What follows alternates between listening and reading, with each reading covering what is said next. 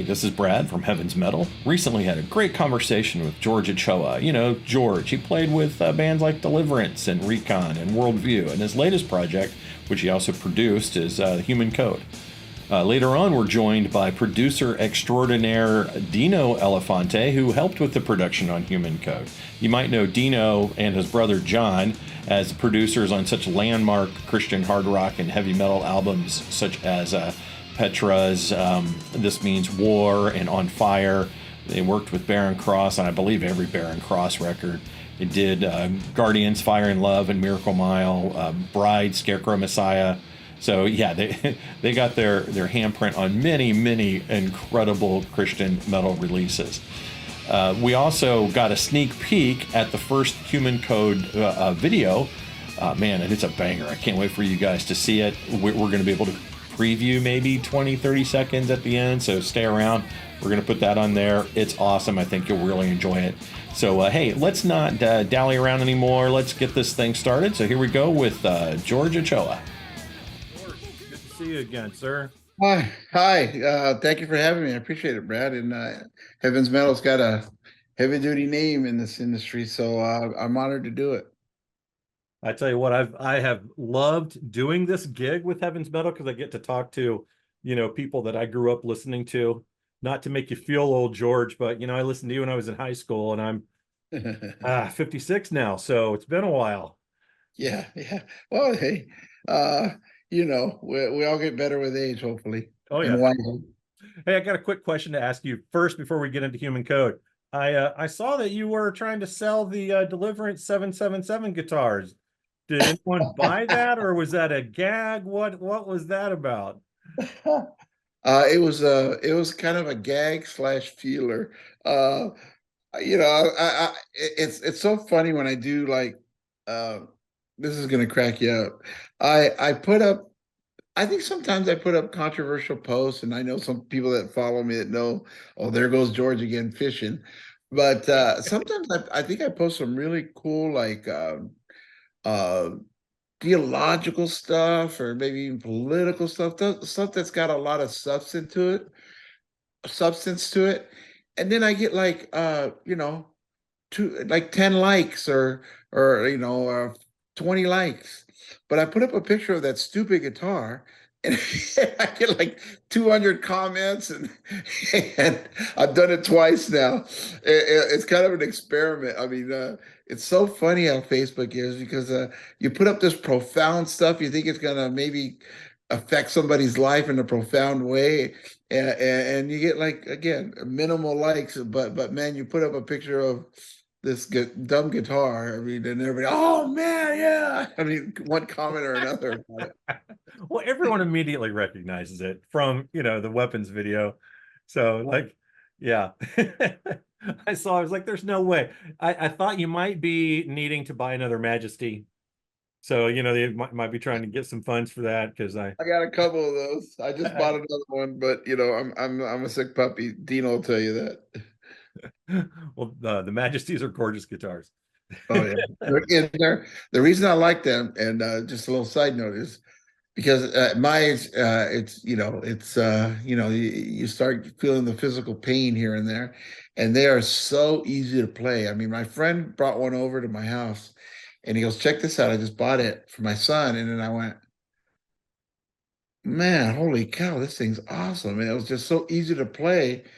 I said, man, you suck, dude. He goes, why? He goes, now I gotta go buy one. And now I have a few of them.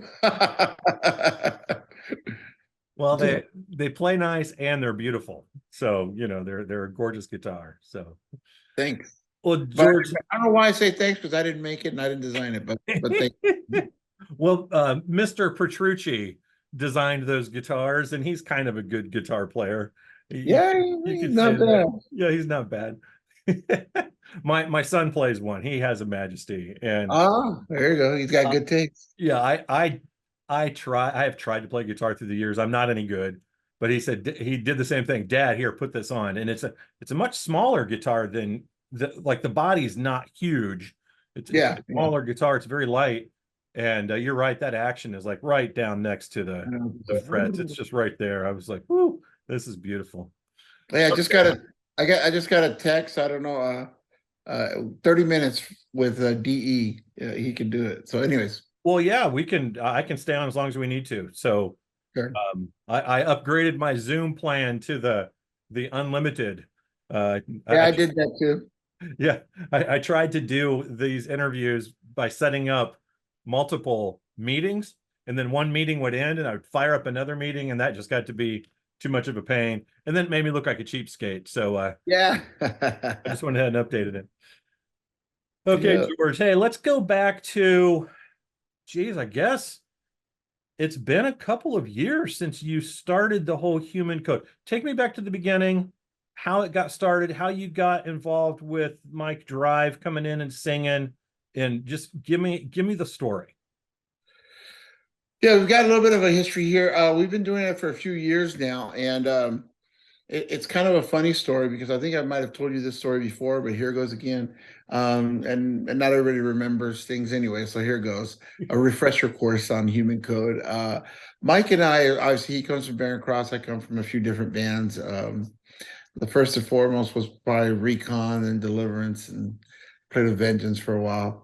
The latest thing I've done is Worldview, which is going to tie into this. Worldview is that first record we did, The Chosen Few. I'm pretty proud of that. I really like that record a lot. I worked really hard on it with Ray Parra, and then we had at that time, well, we still have Todd Libby on bass and keyboards, and then we at that time we had Johnny Gonzalez. He was in Recon, but then now Worldview's still going, believe it or not, and we'll talk about that some other time. But now we're using Terry Russell, which, here's a funny story about it, is there was a time there Ray Parr couldn't do our thing because he was busy with Deny the Fallen. And we had a gig, like we were opening up for Striper at the Whiskey, and it was Worldview. So Mike and I had been kind of him and Han about working together sometimes. I remember my friend Ronson told me you should call Mike, see if he's interested in working, because he lived really only like 10 minutes from my house. Michael Drive, Mike Lee, whatever you want to call him. He actually goes by Michael Drive now, so don't call him Mike Lee. He doesn't get mad, but he'll correct you. No, it's Michael Drive now. But I would call him and go, hey, Mike, we both have histories. Why don't we do something together? And he be honest with you, kind of almost blow me off because I'm really busy right now and I don't have time. I don't have this and that. I go, all right, whatever. So I kind of give up on the guy. And I think Drew Fisher, which is the guy he lives with. If you know Drew, he's a guy that's like one of these roadie guys that's roadied for everybody in the Christian rock realm. He's a sound man and he's got a sound company. He was Barren Cross's road manager. He's toured with Tourniquet, I think Holy Soldier. He's toured with everybody. Anyways, he told Mike, goes, give George a call, man. You guys should really work together. So Mike did call me after a while because I kind of gave up on him because I think I called him like at least 2 times, 3 times. So I said, this guy's not interested. Forget it. He's busy. So he ended up coming over, played him some of my music. He heard what I was working on. And then his exact words were, okay, I've heard enough. I'm in. All right, cool. So we started working together, and I'd come up with music, and he'd come up with lyrics and melodies, and it went really well at first. So, anyways, this gig came up for Worldview, opening up for Striper at the Whiskey, and Ray couldn't do it. So at that point, believe it or not, it was going to be Mike Drive kind of joined Worldview, and so we went and we did that show opening for Striper. And he sang some of the songs on the new off the first record, and then some new stuff that we're going to put on the second Worldview. But here's where we kind of like started hitting a sour moment. Mike didn't like the style of Worldview. It's more cinematic, power metal, and he wanted to switch everything up. He said, "Oh, it's kind of 80s, dude," and I was like, going, "No, not really. I mean, it's just like." A lot of that stuff is cool now, like double kick drum and all that stuff. And so we had he wanted to change stuff around. I said, well, I'll tell you what. Let me leave Worldview alone. And I'm going to keep going with the style that it is. And just a quick plug for Worldview, we're going to do another record that's going to be, complementary to the first record, which is more cinematic prog slash power metal. And I said, Mike, let's start another band and where there's no rules and we're just going to come up with songs and this and that. So we agreed to that. And then a couple of weeks later, I think I came up with the name Human Code. So then I said, okay, then this is the project, Human Code. And we're using Todd Libby, that was in Worldview, and he also played Recon, and Terry Russell, which was in Holy Soldier. So Human Code is consistent of Michael Drive, myself, Terry the Animal Russell from Holy Soldier, and Todd Libby, that was in Worldview. So it's a separate band from Worldview. So we definitely separated the two because the styles were going to be different. And if people hear the new Human Code and then they hear the Worldview that's going to come out, they're going to definitely agree, oh yeah, these are two different styles. I mean, there's still, you can still hear the Georgisms in both of them. There's no question about that. I can't help that. But I didn't want Mike kind of switching around everything that we kind of built on Worldview. So I just said, let's just leave that alone. Let's start something new, and it worked out really well. So so we've been writing that album, we've been recording and re-recording that record, and that's we were at the point. I was living in LA at the time when we were pretty much not quite done with it. Then I moved to Nashville, and I said, don't worry guys, I'm moving to Nashville, but we're still going to keep this going. And I built a really nice studio here in Nashville, and then at that point the guys would fly out, and then Mike came out and did some vocals because we retracked a bunch of his vocals, and that turned out pretty good. Right about that point, we were going to get ready to go to mix it and everything like that. Then this guy that I knew, then what ended up happening is Immortal Fest happened. Do you remember Immortal Fest 1, I believe? Right. And Barren Cross was playing, and Mike, obviously, we were playing also Human Code. What ended up happening is all the guys in Barren Cross flew to Nashville, and I offered them to rehearse here at my place. And because Jim Laverty lives right down the street from me too. And so all the guys in Human Code flew in because we were going to rehearse for their Immortal Fest. And the guys in Barren Cross that needed to fly in flew in. Steve Whitaker at the time and Ray Paris. And they stayed here at my house, and it was one big happy family. I mean, Human Code and Barren Cross. So we at that time, this guy that I know that used to know everybody in Barren Cross, and I started to strike up a good friendship with him here. Dino Elefante, he's been living here in Nashville for a long time, and he's one of the guys that actually kind of encouraged me on Facebook. Yeah, move out to Nashville. And my wife and I came out like a minimum of 8 times to like see where we wanted to live here in Nashville, and then we ended up pulling the trigger and coming out here. So long story longer, I invited Dino over. Hey man, the guys from Barren Cross, you produce a bunch of their records, and and why don't you come over and hang out, And he did. He came over. His intention was just to come over and hang out with buddies that he'd known before. And as it turned out, he walked in while Human Code was rehearsing. And he was like, I guess he was impressed. I mean, he was like, wow, this is cool. This is a great unit, and the songs sound great. I mean, from that point on, that's probably when he, it planted in his mind that he wanted to work with us, because we were at the point almost of getting ready to mix our record ourselves. Right, right. I remember you sent me a sample. You sent me one of the songs that you had demoed, and it was right after our last interview, and wow, I loved it. Well, I think it's even come a long ways since then, because I always say, and I'll say this in every interview, and I'll keep saying it, is I thought I had this record sounding good till Dino Elefante came in and started working with me on it, and we rearranged some parts, we rewrote some parts, we wrote some new parts together. He's a master at mixing, so he was I mean, I would just get a general mix going on the console, and I'd just get out of his way and let him sit in the thing and let him tweak it from there. I don't know if you know about Chris Lloyd Alge, which is one of the great mixing guys right now, but that's kind of what he does. He has his assistant engineers just any project he works on, Dodge, whatever he mixes. I mean, from Taylor Swift or whatever, they get the general mix together for him, and then he just walks in and just sweetens it. And that's kind of what Dino did with us. He kind of like, I kind of just got it here you go. And then he came in and just started sweetening everything. And wow, I mean, I can't overstate the difference he made. I mean, like I said, I thought I had it sounding good until he came in, and it's like, oh my God. We're now at a different level. Yeah, those Elefantes, they kind of know what they're doing. Yeah, he's produced a few more records than I have. And I say that like wow, I say that in reverence, in a sense, because I definitely, I mean, if Dino were here, I mean, he might be joining us any minute, but when I worked with the Elefantes for Cal Metal 2, I don't know if you remember that was with Recon.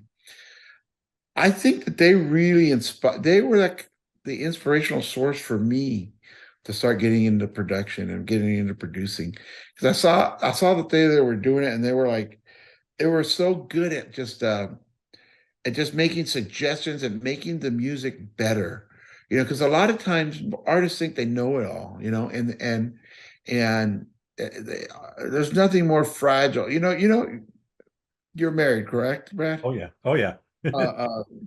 We always say that women's feelings are really fragile, and we have to treat them with great care. And I believe that the Bible does say that they're the weaker vessel.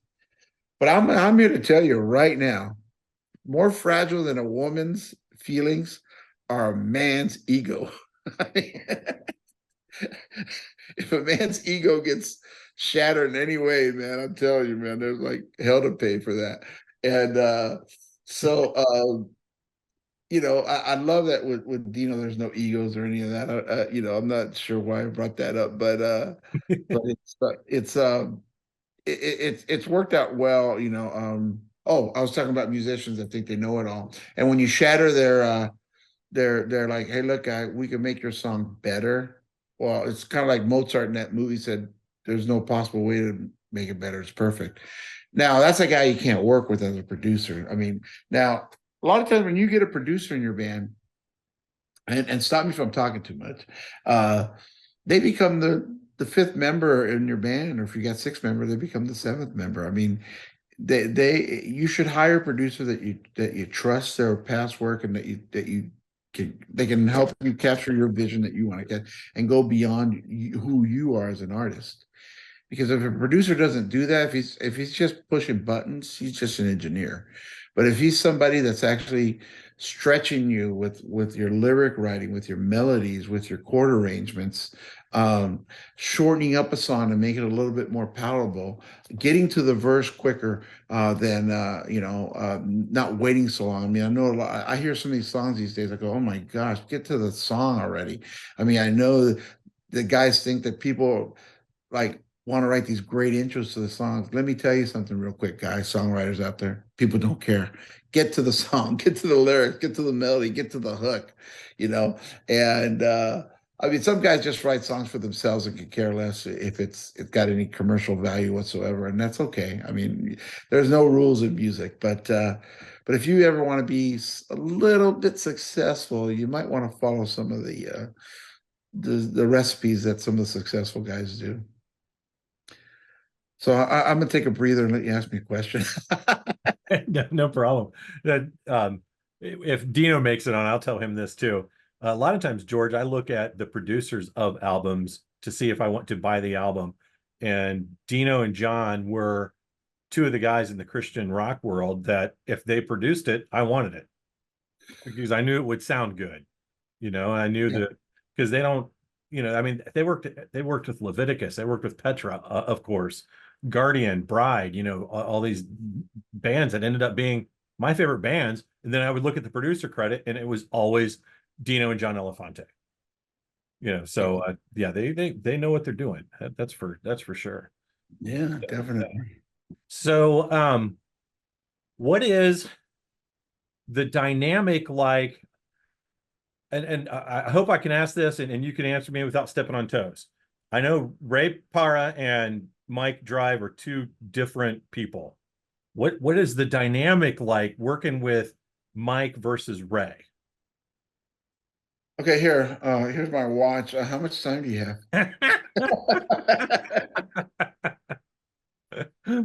I mean, whoa, it's a loaded question. I'll tell you, man. But it's one we want to know. Inquiring minds want to know. How do I say this without, like you said, stepping on toes? And well, let me, and I'm revealing one of my secrets here, but everybody knows these. Well, anybody who knows anything about, shall we say, self-development or whatever, or how to speak to crowds knows, or how to even speak to employees, or any kind of leader knows some of these rules. But the sandwich rule, the sandwich method, where you praise somebody, then you kind of like in the middle, chew them out where they need to be chewed out, and then you praise them at the end. I mean, kind of police do this and all that. It's a method. The FBI do it. Everybody does it. Let me start with praising. Michael Drive is a great talent. He's really, really talented. He's a great singer. I've never worked, and this is totally true, and I've worked with a lot of singers. I've never worked with a harder working singer than him. I mean, that guy, if I give him some music, he's got something back for me in a day or two at the most. I mean, he's that motivated, he's that into it, and so I really appreciate that about him. Everything that he does, with pretty much excellence, and he always has the people and the fans in mind when he does it. And he's not selfish writing in that way. He tries to write to make an impact, on people's lives and stuff like that. Obviously, from the Christian standpoint and from a social standpoint, and I'll explain the social thing in a minute. But so that I really appreciate about him. Let me see. He's probably one of the hardest people that I've ever had to work with. As far as like he's just so driven, and so he and I are the same in certain things. Like, we're pretty driven in what we're doing. So we have butted heads in certain things, and but at the end of the day, I think we really love each other. We really get along well at the end of the day. I mean, we've gotten into some heated arguments about stuff. And I remember one in particular I was having with him, and man, he set me off at one point. But we always work it out. We always work through it. I mean, there's always got to be give and take to anything that's like worth doing. You know what I mean? I mean, if you own a business, there's always going to be bad days, there's going to be bad years, there's going to be bad months, but then you have the good months. I mean, even with a marriage, everything's not perfect in a marriage, but you get through it. So with anything, there's always going to be those struggling times and those struggling issues. So with that in mind, I guess the praising thing I could say that I see us doing great work in the future too, because we've kind of ironed out some of the things that he knows some of the buttons that he can't push on me, and vice versa. We're co-equals in the way we work together. I mean, no one's here, no one's there. It's just like, I think we're pretty, it's a good musical marriage, shall we say, with Mike. Now let's switch over to Ray Parra. Ray Parra is probably the easiest singer that I've ever worked with in my life. I mean, he's like so cool. He and I have had some great recording sessions, like with the first record. I mean, there's been times that we felt just the spirit in the room, man, and we were both like had goosebumps, and we both, even at one point we were writing this song called Last Cry on the first Worldview record. We were both coming up with lines, and we were both just it's because it's about the resurrection, the crucifixion and the resurrection of Christ, and we were both bawling and tearing up, and then he had to catch his breath before he could sing the next line because we knew that this guy was in the room. I've never experienced that with anybody else. It's cutting vocals. I mean, that was pretty awesome, and I still remember it well. So does he. Ray and I don't think we've ever had an argument at all, and I think we've always like just gotten along great, and we've had a little bit of issues that we've worked out that we've talked about. I mean, he's not a yes man, and neither am I. And so there's been little issues, but it's never like been heated or nothing like that. With Mike, I have to tell you, it's gotten heated. but with Ray, it's never gotten heated. So there's really nothing bad to say about. Hey, I got Dino calling on the other line. Can we pause it for a second or? Okay, joining us is producer extraordinaire, Dino Elefante. Hello. And I am saying that correct. It is Elefante, correct? Yes. All right. Dino, Okay, now I got centered. Does it look, am I centered okay? You look, that's your good side. Okay, we got it. Okay. George, I was telling, or Dino, I was telling George before you came on that my intro to your work was Drastic Measures. Okay. And which you had a hand in writing some of those songs, correct? Yes, 6 songs. 6 songs on that album. So that was my intro to Kansas. So you were really? Yeah, that was the first. I grew up in a home we weren't allowed to listen to rock music, and by the time I was allowed to, that album came out, and that was one of the first LPs I ever bought. So did you ever hear Vinyl Confessions? Oh yeah, now I'm a big Kansas fan. I have them all and have seen them umpteen times and became pretty obsessive about it. And Dino, I wanted to tell you quickly, you are anything that you and your brother produced, I would buy. And it was less about the band than it was you guys producing it, because I always knew it would at least sound good. So when I heard that you were getting involved with Human Code, I was thrilled, absolutely thrilled. So why don't you, Dino, if you could just tell us the story about working with George and how that all came about. Well, George and I ride motorcycles, and we had ridden one day, and he kept talking about this band that he had called Human Code, and he invited me over to his house for a Barren Cross rehearsal. They were rehearsing for what's the name of the festival, George? Immortal Fest. Yeah, Immortal Fest. Okay, sorry, Brad. Yeah, they were rehearsing for Immortal Fest, and I was sitting on the sofa, and I'm listening to these guys, and it sounded like the old Barren Cross. It was really cool. Mike was singing great, and George goes, "Hey, you got a couple minutes? I'd like to play you something." And so I stuck around, and I heard, Brad, something happened in my musical spirit that brought me back to me listening to something and going, you know what? This has the potential of being great. I'm talking really great. The songs they played and the performances that I heard and the production that had already gone on, prior to me getting involved was really good. George and those guys, they'd been working on this project for a couple of years, and it was maybe they were just a little bit stuck, on what to do to get it finished. And I just started going over to George's house, and we started working on it. We just inherently, just naturally went to work together. I sat next to him, and he introduced me to a new technology, which was mixing records in a computer with a mouse. And it was like, what? I was used to working at the sound kitchen and sitting in front of a console that had, 3,000 knobs on it. And I knew what every one of them did. But when he put a mouse in my hand, I didn't know what it did at all. And so it was a different method of mixing for me. It was amazing, actually. I loved it. I had a great time. And George was a great partner and a great instructor, man. And he would say, look, Dino, do this. And he'd go in the other room and let me do my thing behind the console. And I'd go, George, get in here. I don't know what I'm doing. I need to pull up this compressor or do this. And he would come in there and fix it. And I'd go to work. And then he'd come back and I'd say, George, we need to do this. Let's add this guitar. Let's add this background vocal. Tell Mike to sing this over. Let's chop this verse out. Let's chop this chorus out. And George was like, do it. He was like, he trusted me. And that's why it felt so good to work with these guys. And the music, I don't know if you've heard any of it, Brad, or if you've seen the video. I've heard one track. George sent me a track about a year and a half ago when I interviewed him, and then I've seen them both times that they played at Immortal.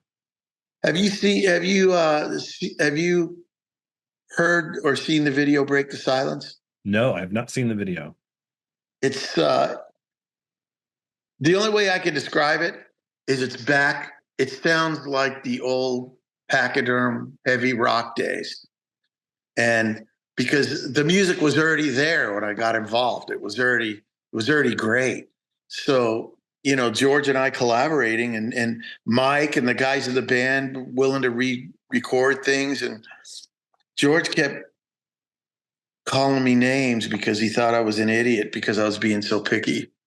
And then I'd call him names because I'd go home at night, Brad, and he would go, "Hey, I hope you don't mind that I edited this chorus out, and I hope you don't mind that I played a new guitar solo." And I'd go, "What? What? You what?" And then I'd come in the next day. And I'd go, "That's not so bad. We can work with that." So and I'd get behind the mouse again, and I'd blend it into the track. But the record, Brad, the Human Code Break the Silence record, is not like anything I've heard in a long time. It got me out of retirement. I didn't want anything to do with it anymore. And not because I was bitter, just because I had never, been motivated to get back into it by anything that I heard. And when I heard this, it was like, I'm rolling up my sleeves. I want to do this. So that's really pretty much how it came about.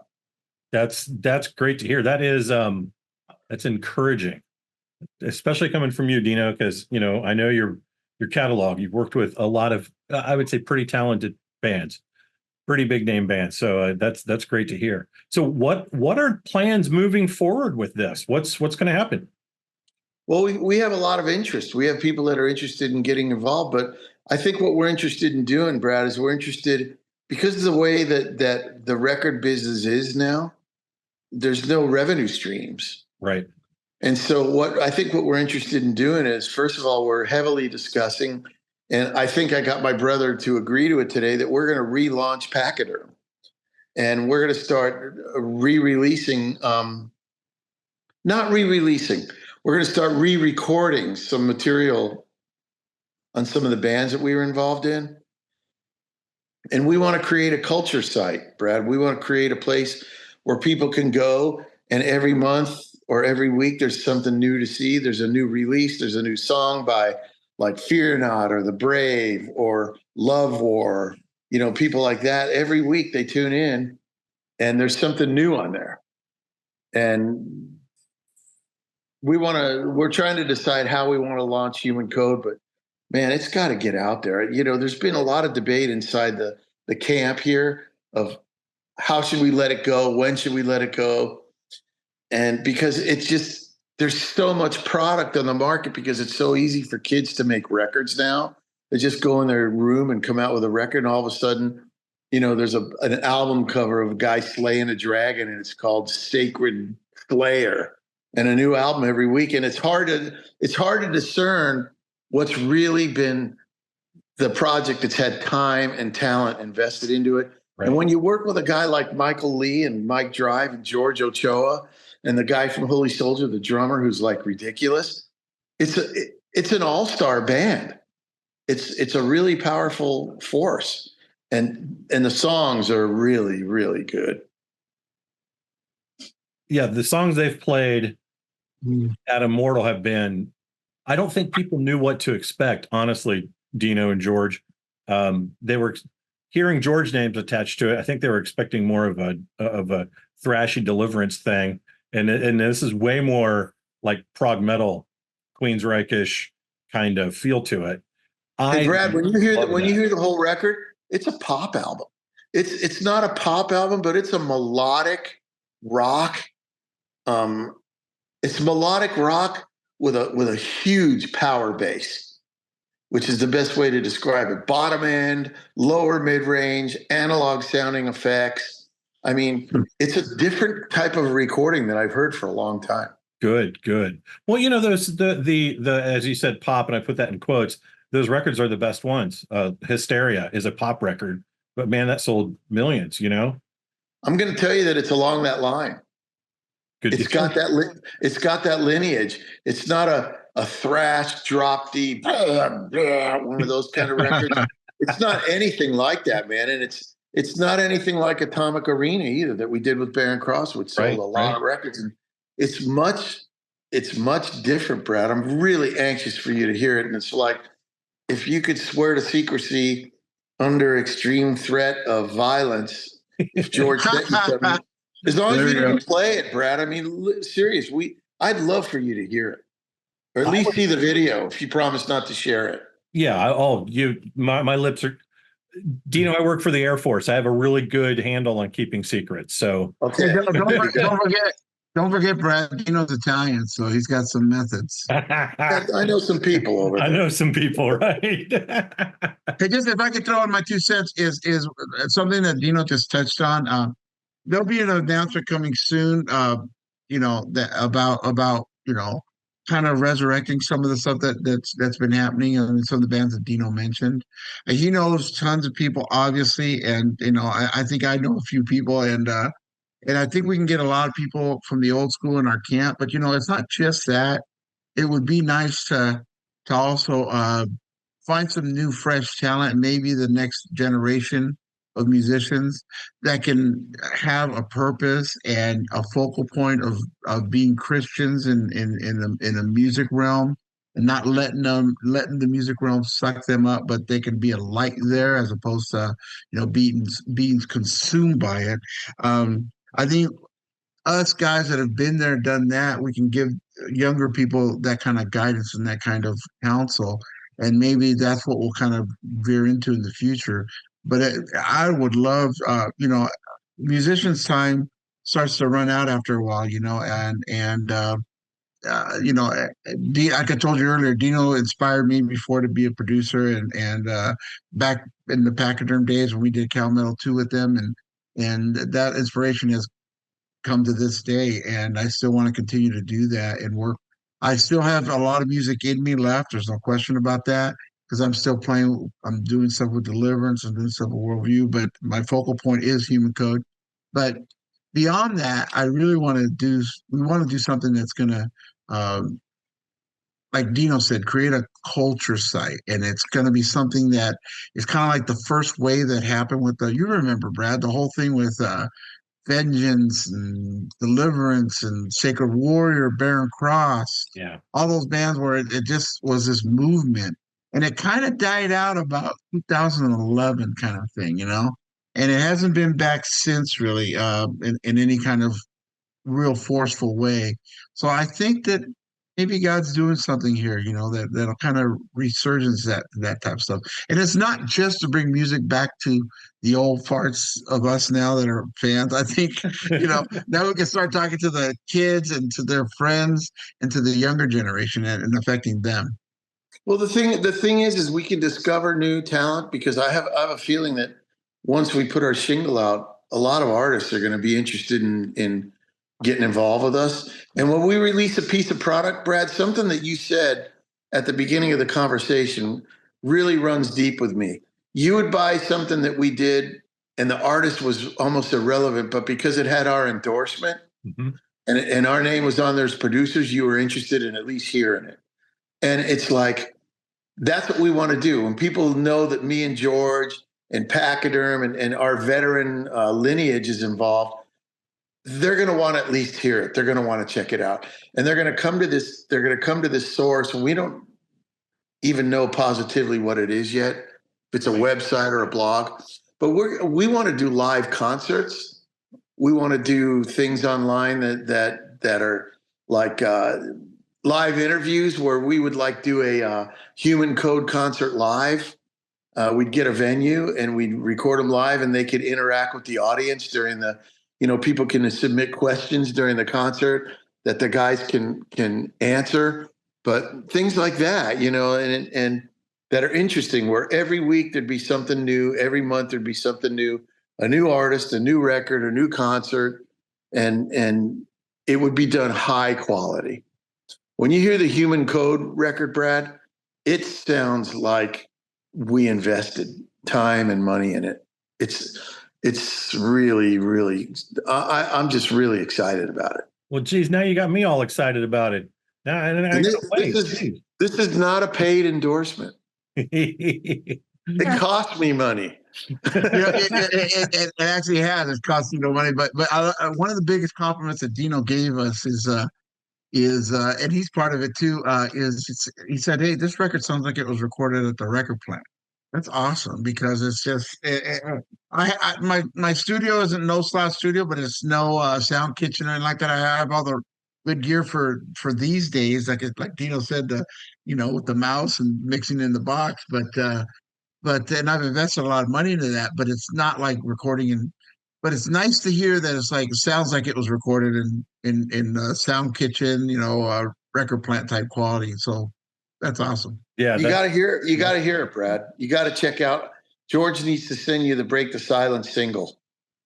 George, you heard it straight from Dino. Well, you need to look at it. You need to see the video. We spent money. I mean, it's not like we're just putting out a record and going, "Here's another CD with Sacred Slayer with the cartoon on the front." We're not doing that. We're putting out a video where we invested, and we want to break this artist. You listen to it and look at it and let us know what you think, Brad. Your opinion is really important. You hear a lot of music. You're right. I do. I listen to it all the time. So, and if it's like, "Hey, Dino, what's the big deal? You're way off here. Tell me." I don't think it's going to be an issue, Dino. Seriously, I was not just blowing smoke up your skirt when I told you that. I remember going, you used to go into the Christian bookstores. There'd be CDs lined up with demo tapes, right? And I would look and see, oh, there's a band. Who produced it? Leviticus. Oh, the Elefantes produced this one. And that was a fun record to make in Sweden. Nights of Heaven, right? Nights of Heaven. That was great. Yeah, I lost 20 pounds because the food was so bad. All they eat over there is dried fish. Yeah. Finally, I found a McDonald's and at least had a decent time. That's funny. That's hilarious. Brad, I'm curious, man. You put "Break the Silence" on. You look at this video all the way through, and then if you want to break like 20 seconds of it, do it. I will. I'll do that, definitely. Hey, keep in mind, Brad, that "Break the Silence" is the video. It's kind of like a rebel yell, kind of it's kind of like a chant for teenagers. Oh yeah, and for people like you and I, that we just feel like we've kept our mouths shut about not only our beliefs but just of who we are. Of "Break the Silence." The message of the song is that, you know what, man, everybody needs to talk about who they are, including us. We've been shy about who we are and about our faith for a long time. It's not a preachy song. It's a rebel yell. You'll see when you look at it. Well, Dino, man, I really appreciate you dropping in. And I know I've been trying to hook up and get an interview with you for a long time. And you're a busy man. I'm a busy guy. I'm glad you were able to call in. This has been fantastic. This was wonderful, Brad. I really appreciate you being patient with me getting logged on. For some reason, my computer didn't want to cooperate, but the phone's great. Yeah, phone. Yeah, looks great. Sounds great. That's not an issue. So, Brad, check this video out, listen to it, crank it, and send us a message. I will do. I'll put it right on this same message thread here, and I'll tell you exactly what I think. And I can even write up a little preview review that we could even post that as a separate article on Heaven's Metal as well. Yeah, if you could say, look, I had a chance to see the video of their first single and hear it, and say, and let me tell you something, Brad, you haven't heard anything after you've heard this song. The rest of the record is like a bulldozer. Quickly, Dina, you are obviously an industry insider. Where do you see anything good happening with the music industry coming up, or is it going to continue to wither like it has been? Oh, you know what, Brad? When we owned the Sound Kitchen, it was the second largest studio in the country. We had a huge room. I don't know if you were ever there. Never was. Where we recorded Bruce Springsteen, Aerosmith. We used to record the Nashville Symphony in there. It was a huge room. We had 7 studios under one roof, and studio time was expensive. And a lot of kids who were really good, who really had great songs, who really could sing and write, couldn't afford to get in the studio. Well, now they can turn on their Mac and they can make a record. So the positive part about it is we're going to get to hear some music from some talented people that we would have never been able to hear. But along with that comes the howlers, what I call the howlers. People are just, they use their voice as an effect, and they have the right to make records and they have the right to be recorded, but it's not anything that the good comes with the bad. In other words, with modern technology. Right. Sucks. Yeah. And access to the recording equipment and technology now I think it's done a lot of really great things. Man, when I mixed this record in George's studio, Brad, I'd never mixed on a virtual reality before. I mean, he's got a 70-inch wide screen with all the apps and all the plugins and everything that have to do the things that I used to have to turn my chair in the sound kitchen and adjust a compressor or adjust an echo setting. I'd turn around, I'd twist a knob. Now they come up on the screen in front of you and they sound good, which is what was really cool. Yeah, they sound. They have the same, the digital aspect, the digital versions of a lot of the outboard equipment that I was familiar with sounds the same as the analog versions. They've done great work. Yep. That's a Universal Audio, big time. A lot of those. Yeah. It's not, and this isn't a plug for them, but great stuff. Great stuff. So let's. I'm gonna nerd out a little bit, George. Are you mixing in Pro Tools? No, I'm actually working in Logic. I've been working in Logic. Okay.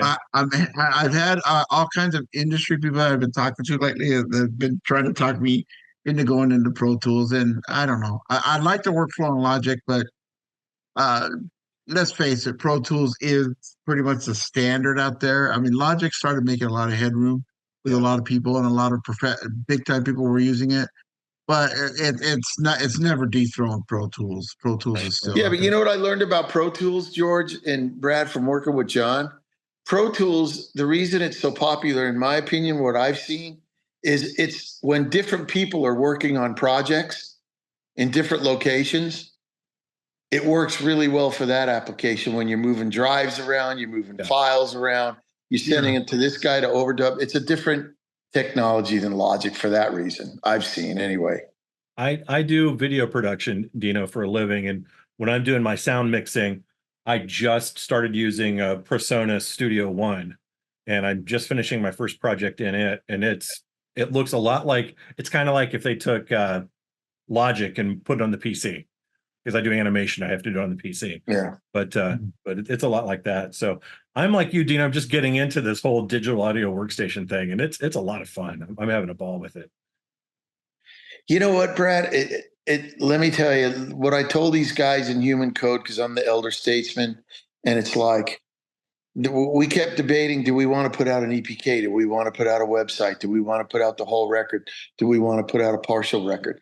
My opinion, Brad, we have a hit song, and that always works, and it still works. Yeah. We have a hit song. Break the Silence is a hit song with a hit video, with hooks and melodies and power. And it's like, I kept telling those guys, let's just put it out.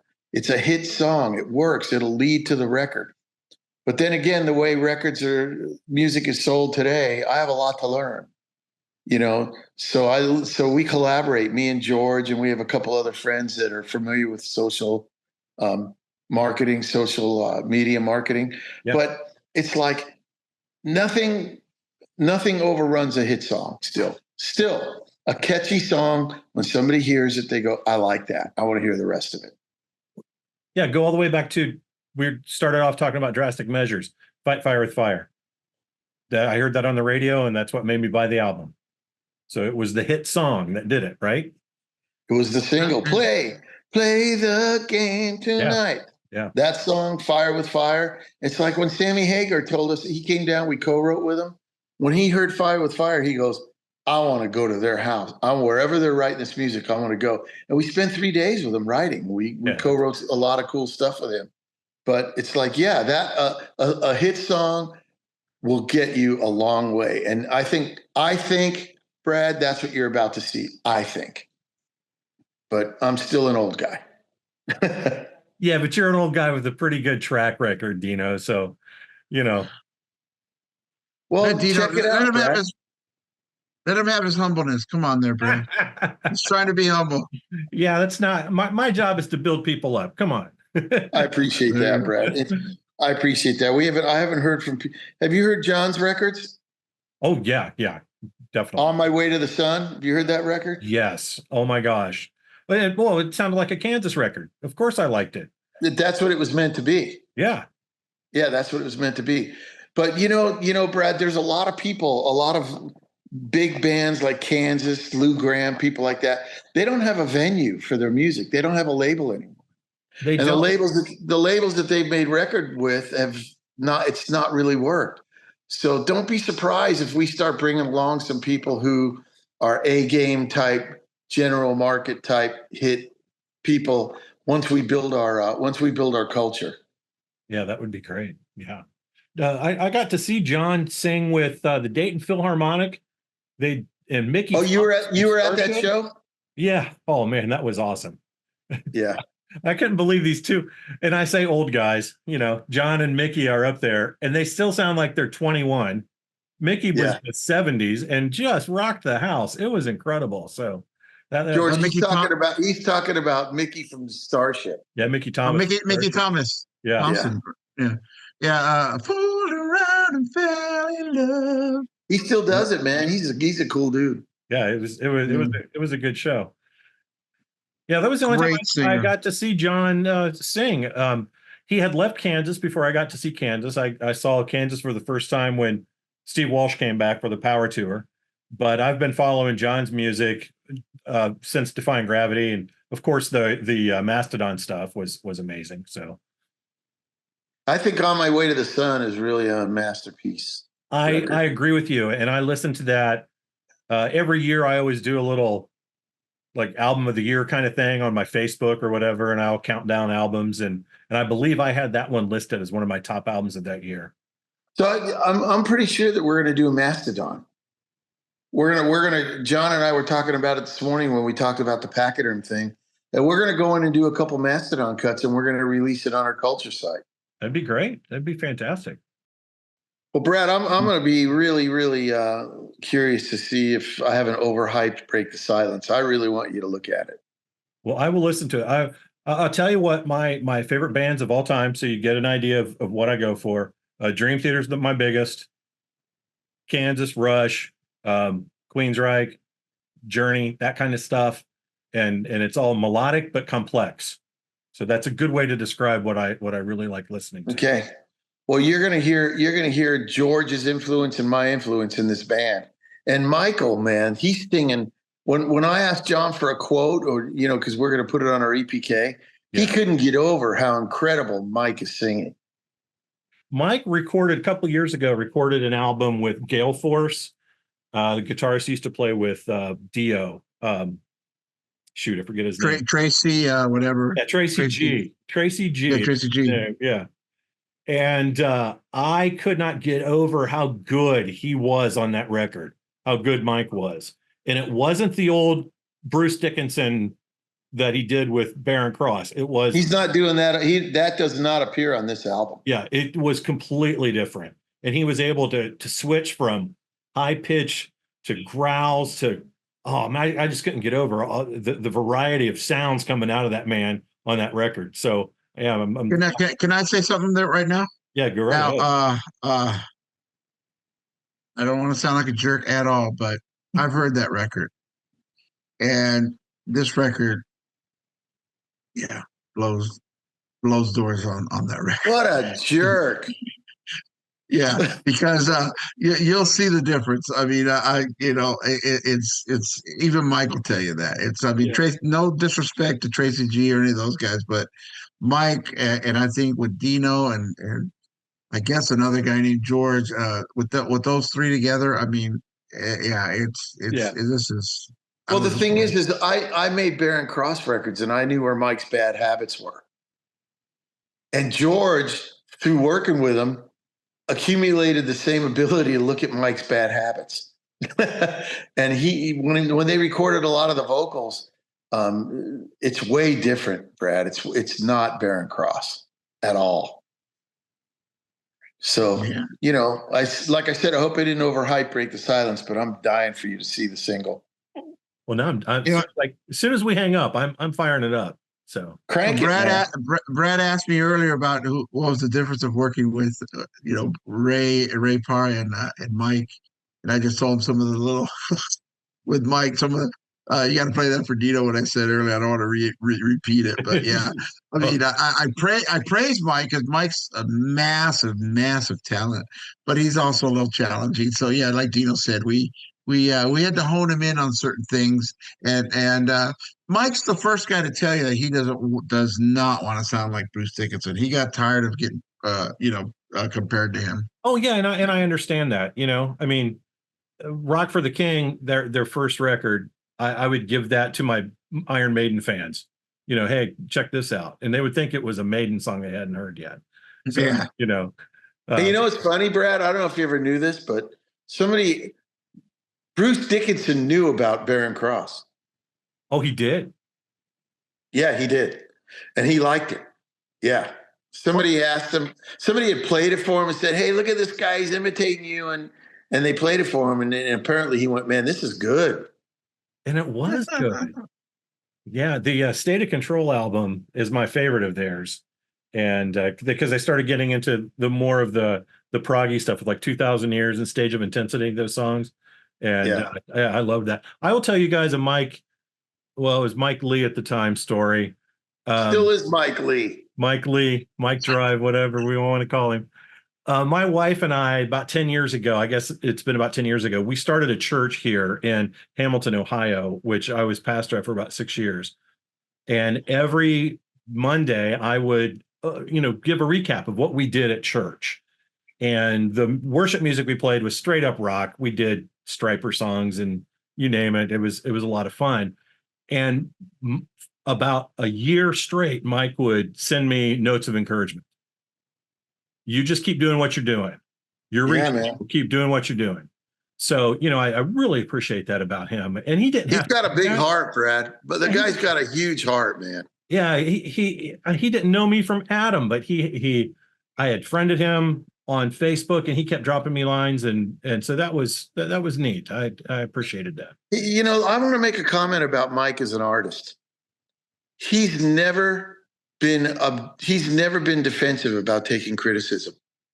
Way back in Barren Cross, and even back, through the whole Cal Metal and all that stuff. And by the way, Brad, Barren Cross is one of the bands we're going to record a couple new songs on, and we're going to release it. And it'll be under, again, like mine and George's tutelage, like we said earlier. So we're going to make sure that everything is ultra high quality, not just, hey guys, go in a garage and record something, and we're going to release it and pay and charge people $2.99 a month to listen, $2.99 a month to listen to it. No junk, you know what I mean? We'll mix it, make sure it's right. But what I started saying was, George and I gave Mike some heavy criticism. And he would just send back new tracks. Just kept working. That guy works hard, man. He works hard. Mm-hmm. And you'll hear it. Well, he's kept his voice in good shape. That's for sure. Yeah, he has. He actually has. He has by no means lost anything. By no means. Brad, let me ask you a question. Did you ever hear Love War? Yes. Soak Your Brain, the first record we did?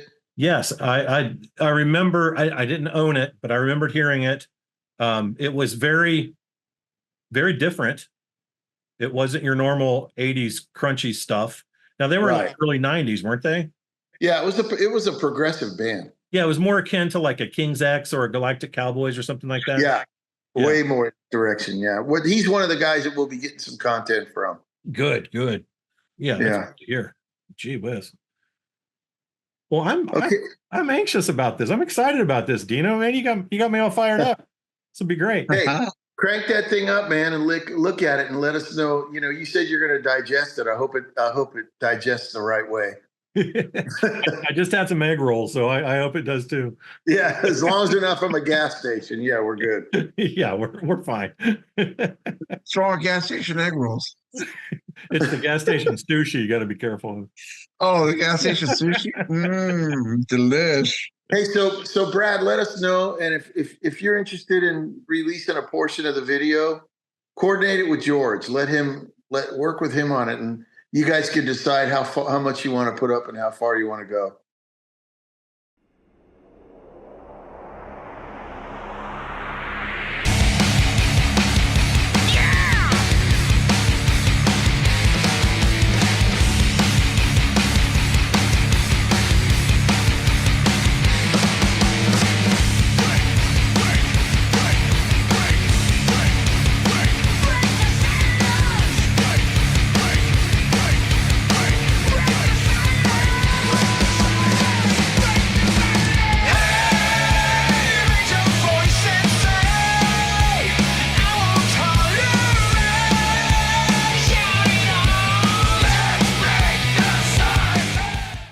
Okay, well, there's that. That was pretty amazing. It's about 20 seconds from the middle section of that. I love that breakdown into Mike's incredible vocals. Really looking forward to the rest of that record. And how exciting is it to have Dino back, excited about music again, getting back into it, pulling in artists, re-recording some old bands, recording some new bands. I'm so excited. Looks like 2024, 2025. It's going to be an amazing year for Christian hard rock and heavy metal. Hey, thanks for tuning in to Heaven's Metal. We'll catch you later.